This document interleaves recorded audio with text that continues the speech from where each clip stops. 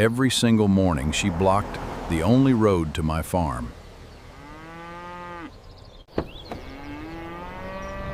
The HOA president thought she could force me to give up my own land. My name is Jack Walker and I have lived on the Walker family farm for more than 40 years. Long before luxury neighborhoods and homeowners associations appeared, this land belonged to my grandfather, and before him it belonged to my great-grandfather. Every fence, every tree, every gravel road carried a memory that money could never replace. This was not just property. It was our family's history written into the soil itself. Every morning started the same way.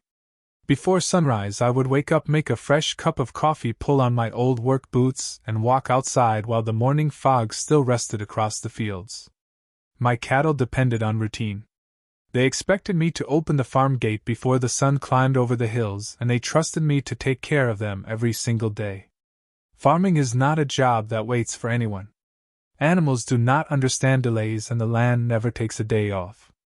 Everything changed the day Oak Creek Estates expanded toward my property. At first, I welcomed the new neighbors. I believed people moving into the countryside would appreciate the peaceful life we had built here. Instead, they brought rules, complaints, and endless demands about how I should run a farm that had existed decades before their expensive homes were even imagined. The loudest voice among all of them belonged to Melissa Grant, the president of the Homeowners Association. She always dressed like she was heading into an important business meeting, carrying the same clipboard with perfect confidence. From the very first conversation, she acted as though she had authority over everything she could see, including land that legally belonged to my family. The first time she walked onto my property, she smiled politely, but her words carried a warning. She told me the tractors were too noisy. She said my cattle smelled bad. She complained that dust from my gravel road drifted toward the entrance of Oak Creek Estates. I listened respectfully because arguing with strangers never solves anything. When she finished, I calmly explained that this farm had been operating long before the neighborhood existed, and everything we did followed county regulations. She looked at me with the kind of smile that people wear when they think they have already won. Before leaving, she said something I will never forget. She said, "You will eventually learn that the HOA always gets its way." At the time, I simply smiled and wished her a good afternoon. I had no idea that those words were only the beginning of the strangest legal battle I would ever face. The next Monday started like every other workday. The sun had barely risen above the hills when I climbed into my old Ford pickup with a trailer full of cattle feed. The animals were already waiting near the pasture gate, and every minute mattered. I drove toward the front entrance expecting another ordinary morning. Instead, I found something that made me stop in disbelief. A silver Audi SUV was parked sideways across the only gravel road leading into my farm. There was just enough space for a bicycle to pass, but no room for a truck, trailer, or farm equipment. I checked both sides of the road, hoping the driver had simply made a mistake, but deep down I already knew exactly who it belonged to. Standing beside the SUV was Melissa Grant, wearing her navy blazer and holding the same clipboard. She looked completely relaxed, as though blocking the entrance to someone else's property was perfectly normal.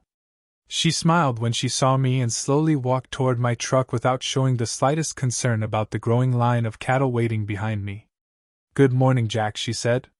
"Before you drive through here, we need to discuss a few HOA compliance issues." I looked at her for a moment, trying to understand whether this was some kind of joke. Then I calmly reminded her that this gravel road was part of my private access easement and had been recorded with the county decades before Oak Creek Estates even existed. I asked her politely to move her vehicle because I had livestock waiting to be fed. She barely looked at me before flipping through the papers on her clipboard. "According to our architectural committee," she replied, "your farming activities are creating excessive dust, excessive noise, and an unpleasant appearance for homeowners. Until these matters are resolved, we believe restricting heavy vehicle access is a reasonable temporary solution." For a second, I honestly thought I had misunderstood her words. Restricting access to my own farm was not something an HOA could simply decide. They had authority over homes inside their subdivision, not private agricultural land outside their boundaries. I explained that to her as calmly as I could. Melissa only crossed her arms and smiled. Then she said something that instantly told me this was never about rules. Sometimes people like you need a little pressure before they learn to cooperate. Behind her, several homeowners stood near the brick entrance watching the conversation as though it were entertainment. Some looked uncomfortable while others quietly nodded in agreement with their HOA president. My patience was wearing thin, but losing my temper would only give her exactly what she wanted. Instead, I reached into my pocket, pulled out my phone, and quietly started recording. I asked one simple question. Melissa, are you refusing to move your vehicle from my legal farm entrance? Without hesitation, she answered. Yes. That single word would become one of the biggest mistakes she ever made. I ended the recording, thanked her for making her position clear, and slowly turned my truck around. She probably believed I was giving up. The truth was, I had just started collecting evidence. As I drove back toward the barn, I smiled to myself for the first time that morning. Some battles are won with anger. The smart ones are won with patience. And I was about to teach the HOA president the difference. The next morning, I decided to leave the house 30 minutes earlier than usual. I honestly believed Melissa would realize how unreasonable she had been the day before. Surely no one would wake up before sunrise just to block a farmer from reaching his own land. I was wrong. As my headlights reached the front gate, I saw the same silver Audi parked across the entrance once again. Melissa wasn't alone this time. 2 members of the HOA board stood beside her holding coffee cups while chatting as if they were attending a neighborhood social event. When they noticed my truck, they smiled. Melissa waved at me with the confidence of someone who believed she was completely untouchable. I pulled my truck to a stop, but I didn't get angry. Instead, I quietly picked up my phone and started another recording. Good morning, Melissa, I said. Can you please explain why you are blocking my private farm entrance for the second day in a row? She looked directly into my camera without the slightest hesitation. Because we have decided your farming operation is creating problems for our community. Until you agree to our new conditions, this road will remain closed. I asked her one more question. Do you have any legal authority to block private agricultural property? She laughed. Sometimes power is more important than paperwork. Those words stayed with me long after I drove away. She had just admitted on camera that this wasn't about the law. It was about control. Back at the farm, my old neighbor Henry Collins was waiting near the barn with his usual coffee mug in his hand. Henry had lived beside our family for nearly 50 years. He had watched my grandfather build fences with nothing more than a hammer and determination. If anyone understood the history of this land, it was Henry. He listened carefully while I showed him the videos from my phone. When the recordings ended, he slowly shook his head. Jack, your grandfather warned me something like this might happen one day. I looked at him with surprise. Henry smiled and pointed toward the old red barn. Your grandfather kept every survey, every property map, and every legal document inside that office. He never threw anything away. That afternoon, I unlocked an old filing cabinet that hadn't been opened in years. Dust covered the metal drawers and the folders smelled like old paper and cedar wood. Inside were decades of documents. Original land surveys. County easement maps. Property tax records. Signed agreements dating back generations. Every page told the same story. The Walker family had owned that access road long before Oak Creek Estates existed. Then I found something even more important. A certified county survey completed less than 10 years earlier. The survey clearly marked my entrance road as a permanent agricultural access easement protected under county law. I leaned back in my chair and smiled. Melissa believed she had a clipboard. I had history. I had evidence. And now I had proof. That evening I called a local property attorney named Rebecca Lawson. She specialized in land rights and agricultural disputes. After listening to everything, she became very quiet. Finally she spoke. Jack, this isn't just an HOA disagreement anymore. If everything you've told me is accurate, they're exposing themselves to serious legal consequences. I asked her what she meant. She replied calmly. Blocking legal access to private property every single day can become far more expensive than they realize. For the first time all week I felt completely confident. Melissa believed she was winning because she could park one SUV across my gate. She had absolutely no idea that every single morning she was building my legal case stronger than the day before. And I wasn't going to stop her. Not yet. The following morning I drove into town carrying 2 thick folders filled with property surveys, easement records, and every video I had recorded over the past 3 days. My destination was Rebecca Lawson's office. She had spent more than 20 years handling property rights and agricultural disputes across the state, and her reputation for winning difficult cases was well known. When I arrived, she was already waiting in the conference room. A large county map covered one wall, while stacks of legal books filled shelves from floor to ceiling. She greeted me with a handshake and immediately asked me to tell the entire story from the beginning. For nearly an hour I explained everything. The daily roadblocks. The recordings. The HOA complaints. Melissa's statements. The property history. When I finally finished, Rebecca remained silent for several moments, while carefully reviewing every document. She compared survey maps with county easement records. She watched every video without interrupting. She zoomed in on Melissa's SUV. She listened closely to every word Melissa had spoken on camera. Then she slowly leaned back in her chair and smiled. "Jack," she said, "this is one of the strangest HOA cases I have ever seen. But it is also one of the clearest." I asked her what she meant. She placed the certified county survey in front of me. "This road is a legally protected agricultural access easement. It belongs entirely to your property. The HOA has absolutely no authority to restrict access. Not temporarily. Not permanently. Not under any circumstance." For the first time since this started, I felt the pressure lifting from my shoulders. Then Rebecca surprised me. She closed the file and looked directly at me. "Now comes the important question. Do you want revenge? Or do you want a permanent solution?" I didn't even hesitate. I told her I wanted this to end forever. I wanted to wake up every morning knowing nobody could ever block my entrance again. Rebecca nodded. "Good. Because emotional decisions usually lose cases. Smart decisions win them." She opened another folder and pointed toward the property map. "Your entrance road sits entirely inside your boundary. And according to these engineering plans, you also own the drainage easement running beside it."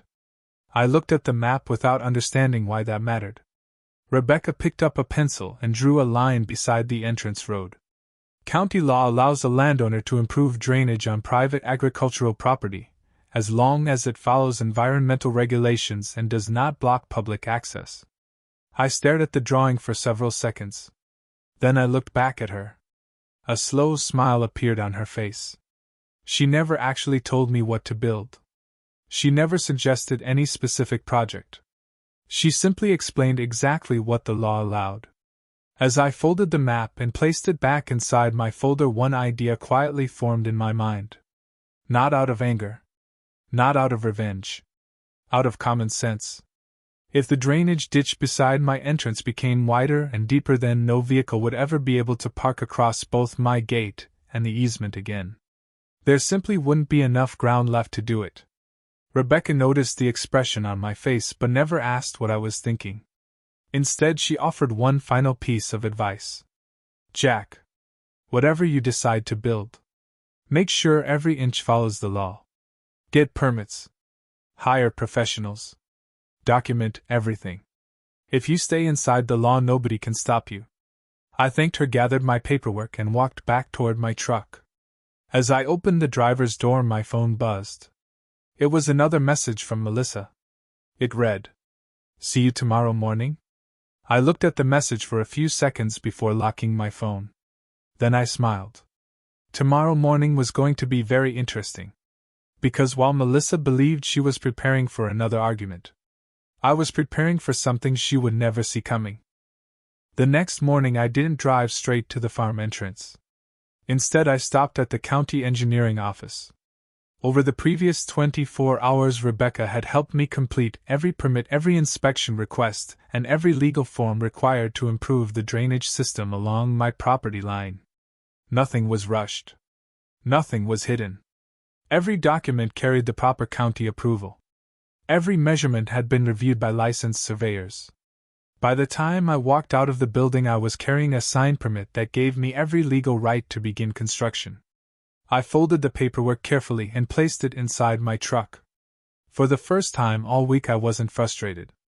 I was excited. Around 8 o'clock, a large yellow excavator rolled slowly down the gravel road, followed by 2 dump trucks and a pickup carrying orange safety cones. The construction crew had worked on farms across the county for years. They didn't ask questions. They simply followed the engineering plans. As we reached the farm entrance, I wasn't surprised by what I saw.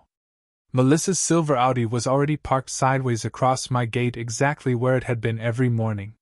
She stepped out with that familiar confident smile. When she noticed the excavator behind my truck, she actually laughed. "Planning to scare me with construction equipment, Jack? That won't change HOA policy." I smiled politely. "Good morning, Melissa." Then I handed one copy of the county permit to the construction foreman, another copy to the surveyor, and a third copy directly to Melissa. She looked down at the official county seal, but barely read the first page before handing it back. "Whatever you're doing," she said, "you don't have permission from the HOA." I couldn't help smiling. "That's exactly the point. I don't need it." The foreman looked toward me. "Ready when you are, Mr. Walker." I nodded once. Orange cones were placed around the work area.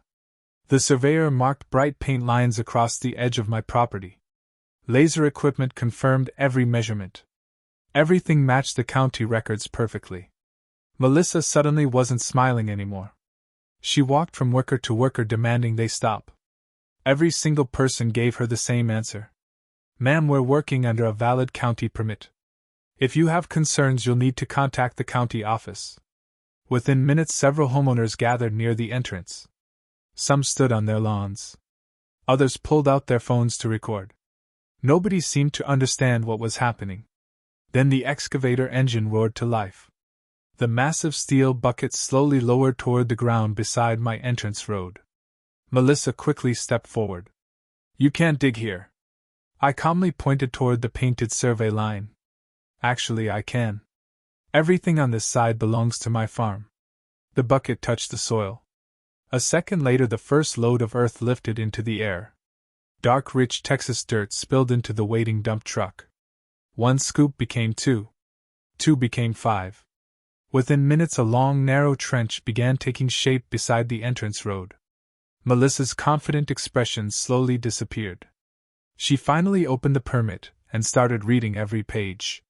The more she read, the quieter she became. Because for the first time she realized something important. This wasn't revenge. This wasn't vandalism. This wasn't anger. This was completely legal. She reached for her phone. A few moments later, I heard her speaking loudly to someone. "Call the sheriff immediately. He's destroying our neighborhood."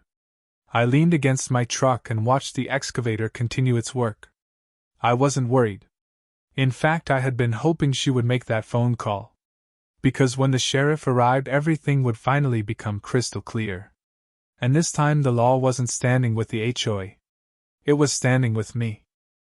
Less than 20 minutes after Melissa made the call, I saw a sheriff's patrol truck slowly driving toward the farm entrance. Deputy Tom Harris stepped out wearing his tan uniform and brown cowboy hat. I had known Tom for years. He wasn't the type of officer who rushed to conclusions. He believed every dispute had 2 sides, and he always listened before making a decision. Melissa hurried toward him before he could even close the truck door. "Sheriff, thank goodness you're here. He's destroying our neighborhood. He's digging up the entrance. You have to stop this immediately." Tom listened without interrupting. When she finished speaking, he calmly turned toward me. "Morning, Jack. Would you mind explaining what's going on?" I handed him the county permits, the engineering drawings, the certified survey, and copies of every document Rebecca had prepared. Tom stood quietly reading each page while the construction crew continued working in the background. The sound of the excavator echoed across the valley. Melissa folded her arms and waited confidently. She clearly expected the sheriff to order everyone off the property. Instead, Tom walked over to the painted survey markers and compared them with the engineering plans. He measured several reference points using the survey stakes already placed by the licensed surveyor. After nearly 15 minutes, he returned holding the paperwork. Everything appears to match county records. Melissa looked confused. What does that mean? Tom answered without raising his voice.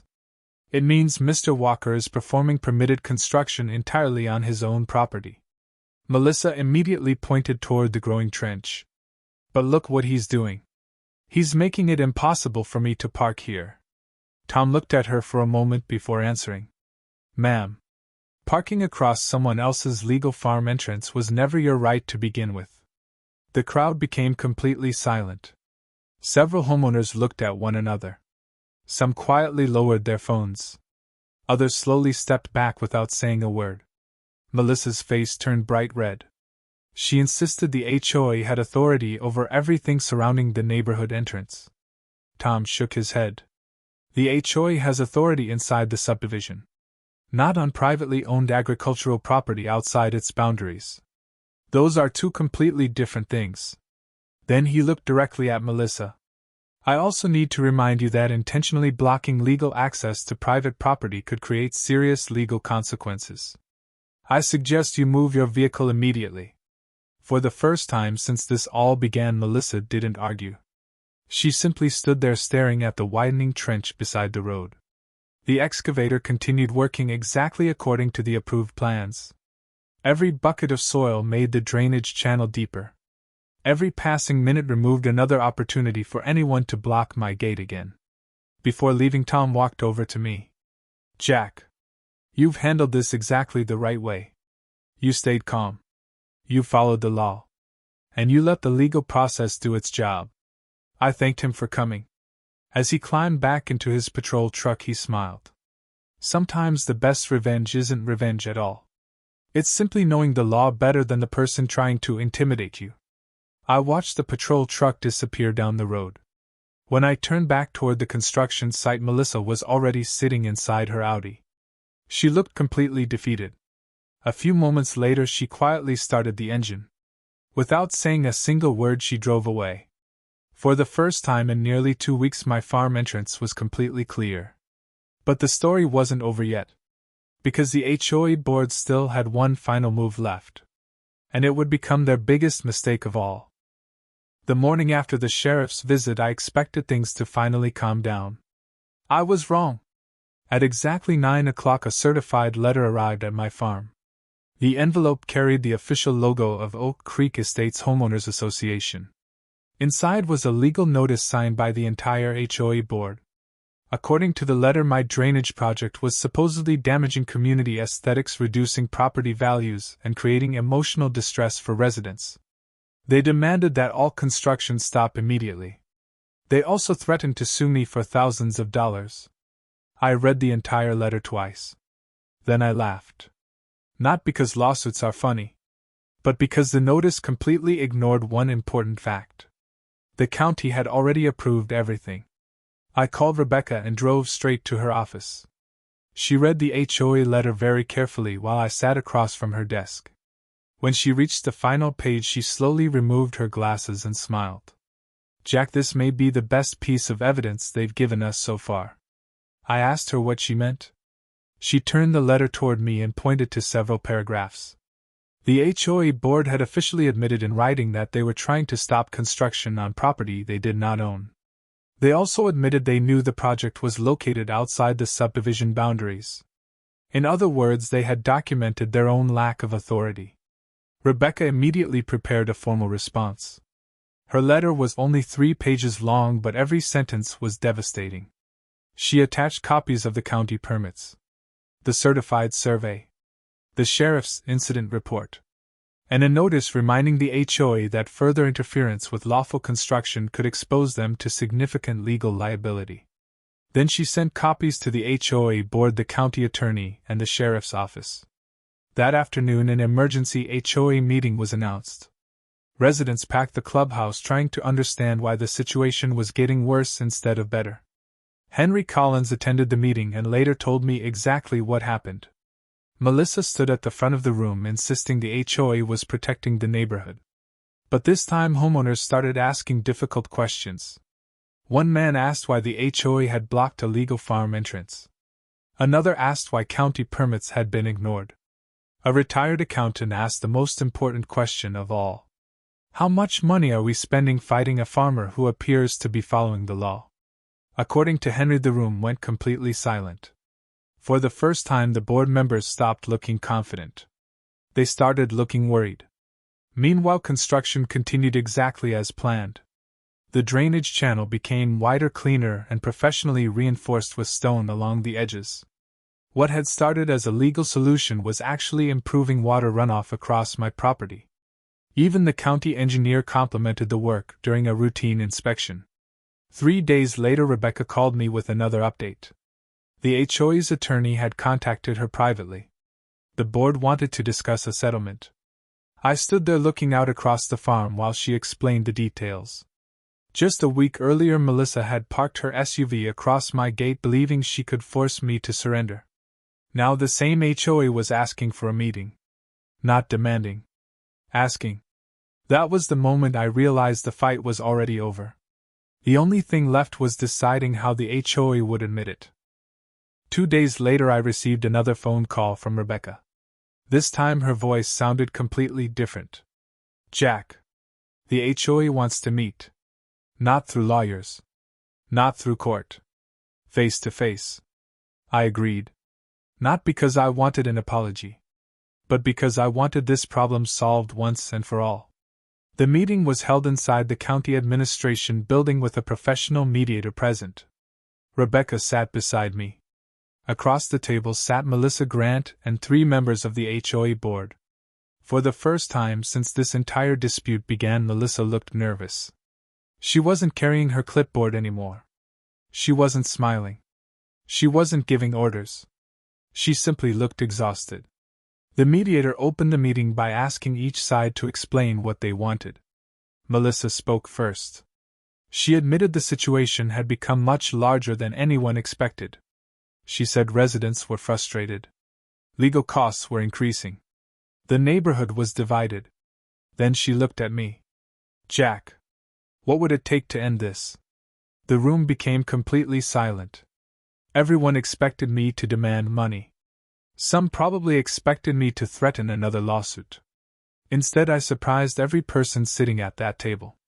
I looked directly at Melissa and calmly answered. I don't want your money. I don't want revenge.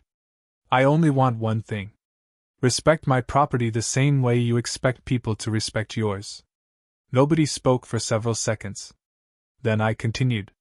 The Walker family has cared for this land for generations. We aren't your enemy. We're your neighbors. But neighbors don't block gates. Neighbors don't ignore property rights. And neighbors certainly don't try to control land that doesn't belong to them. Melissa slowly lowered her eyes. For the first time, she quietly said something I never thought I would hear. You're right. I'm sorry. The words sounded genuine. Not because lawyers were sitting in the room, but because reality had finally caught up with pride. Rebecca slid one final agreement across the table. The document stated that the HOA would permanently recognize the Walker family easement. No board member would ever interfere with farm access again. Any future disputes would be handled directly through county officials instead of HOA enforcement. The board members carefully reviewed every page. One by one they signed. Then Melissa picked up the pen. She paused for a moment before writing her name. As the final signature touched the paper, the mediator smiled. Congratulations. This matter is officially resolved. I reached across the table and shook Melissa's hand. Not because I had forgotten everything that happened, but because holding on to anger never improves tomorrow. Walking outside the county building, I looked across the open Texas sky. The fight had never really been about a road. It had been about standing up for something my family had protected for generations. And now that legacy was safe. Or at least that's what I believed. Because one final surprise was still waiting back at the farm. The following Saturday morning, I woke up before sunrise just like I had thousands of times before. Some habits never change. I poured myself a cup of coffee, stepped onto the front porch, and looked across the fields.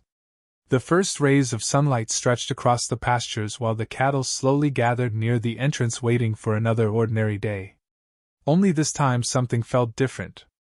For the first time in weeks, there wasn't a single vehicle blocking my gate. No arguments. No complaints. No clipboard. Just silence. The kind of silence that only comes after a storm has finally passed. I climbed into my old Ford pickup and slowly drove toward the entrance. The new drainage channel looked exactly the way the engineers had planned it. Strong stone walls lined both sides. Fresh grass had already started growing along the edges. Rainwater flowed naturally through the channel exactly as it was designed to. Instead of creating problems, the project had actually improved the entire entrance to the farm. Even the county inspector later described it as one of the best agricultural drainage improvements he had seen that year. As I opened the farm gate, my cattle calmly walked through without stopping. No delays. No confusion. No waiting. Watching them move across the pasture reminded me why I had fought so hard. It had never been about winning an argument. It had been about protecting a way of life. A little later that afternoon, I noticed a familiar silver Audi slowly approaching the entrance. For a brief second, I wondered if another confrontation was about to begin. Instead, Melissa parked legally along the shoulder, well away from the gate. She stepped out carrying something in her hands. As she walked toward me, I could see it was a small flowering oak sapling. She stopped a few feet away and quietly smiled. "I know this won't erase everything that happened," she said, "but I'd like to donate this tree to your farm if you'll accept it." I looked at the young oak for several seconds. Then I nodded.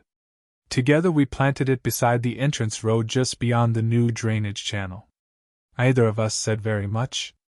We didn't need to. Sometimes actions speak louder than long conversations. As we finished covering the roots with fresh soil, Melissa looked across the farm. "It's beautiful out here," she said softly. I smiled. "It always has been. People just have to slow down long enough to appreciate it." She wished me well, returned to her SUV, and quietly drove away. That little oak tree became more than just another tree on the property. It became a reminder that respect grows much stronger than conflict ever can. Every time I pass it now, I remember that even the hardest disagreements can end peacefully when people finally choose to respect one another. Looking across the valley that evening, I knew my grandfather would have been proud. Not because I defeated the HOA, but because I protected our family's land without ever abandoning the values he taught me. Clapperboard image 9 timing. Display this image continuously from 26:30 until 29:00. Fire Yanni. Observe image 10 Ray Guy High. Uzmi Ek Hollywood style emotional ending, strong life lesson, like subscribe, or where are you watching from? Sitia Haga. Mainus ending ko isa likunga viewers comments 0 or carrion or watch time be naturally complete ho. People often ask me if I regret everything that happened with the HOA. My answer is always the same. Not for a single second. Because sometimes life places difficult people in your path for one reason: to remind you what is truly worth protecting. That old farm gate was never just a piece of steel. It represented generations of hard work. Early mornings before sunrise. Long days in the Texas heat. Family dinners after harvest season. Children learning to drive tractors. Grandparents teaching lessons that no classroom could ever replace. Those memories were worth defending. The most surprising part of this entire experience wasn't the lawsuit. It wasn't the sheriff. It wasn't even the construction of the drainage channel. The biggest surprise was discovering how powerful patience can be. Many people believe the loudest person wins. They believe threats create respect. They believe intimidation creates power. But real strength comes from remaining calm when everyone else loses control. If I had shouted at Melissa on that very first morning, none of this would have ended the way it did. If I had acted out of anger, I might have lost everything my family had spent generations building. Instead, I trusted the law. I trusted the facts. And most importantly, I trusted myself. Today, that same entrance road is used every single morning without interruption. The cattle still walk through the gate before sunrise. Neighbors wave as they drive past. The oak tree beside the entrance has already started growing taller. Every season it reminds me that respect and patience always leave a stronger legacy than pride and conflict. Whenever someone asks about the drainage channel, I simply smile. I tell them it wasn't built to punish anyone. It was built to protect something that already belonged to my family. And that's a difference many people never understand. Before you leave, I want to ask you something. If someone blocked the only entrance to your home every single day, what would you have done? Would you have handled it the same way?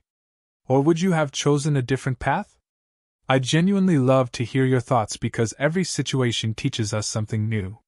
If you enjoyed today's story and you'd like to see more incredible HOA stories based on property disputes, neighborhood drama, and satisfying legal victories, please take a second to support the channel. Tap the like button. Subscribe so you never miss another story. And turn on notifications because our next HOA battle is even more unbelievable. Finally, I'd love to know something about all of you. Where are you watching from today? Tell me your city and state down in the comments.